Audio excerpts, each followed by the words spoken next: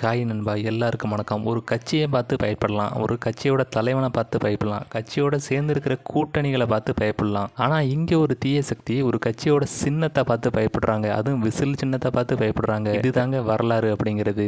சென்னை சேப்பாக்கம் ஸ்டேடியத்தில் இந்த விசிலை கொண்டு போகிறதுக்கு தடை பண்ணியிருந்தாங்க. இது கிரிக்கெட் வாரியம் தான் தடை பண்ணியிருந்தது அப்படின்னு நினச்சா நம்ம தீய சக்தி தாங்க இதுக்கு தடை போட்டிருக்கிறாங்க.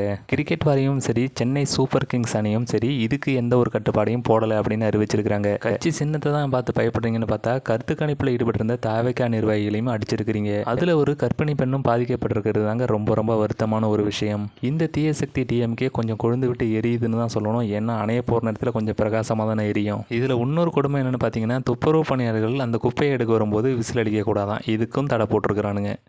இனிமேல் குக்கர் தயார் பண்ணுற கம்பெனிக்கு கூட தடை போடுவாங்க. ஏன்னா குக்கரில் விசில் அடிக்கும்ல. அது மட்டும் இல்லாமல் சின்ன குழந்தைகள் விசில் ஊதக்கூடாது, அந்த தடையும் போட்டாலும் போடுவாங்க. அப்புறம் காவல்துறையில் இருக்கக்கூடிய நண்பர்களும் விசில் அடிக்கக்கூடாதுன்னு சொல்லுவாங்க. இன்னொரு முக்கியமான தடை என்னன்னு பார்த்தீங்கன்னா, பிடி பீரியடில் பிடி சார் விசில் அடிக்கக்கூடாது. இந்த தடையும் எதிர்காலத்தில் இந்த தீய சக்தியில் இருக்கக்கூடிய ஆளுங்க கண்டிப்பாக கொண்டு வருவாங்க. விசிலுக்கு பயந்த வினோதமான தீய சக்தி இந்த டிஎம்கே தாங்க. நீங்கள் லைக் பண்ணுற சின்னம் எது? மறக்காமல் கமெண்டில் சொல்லுங்கள்.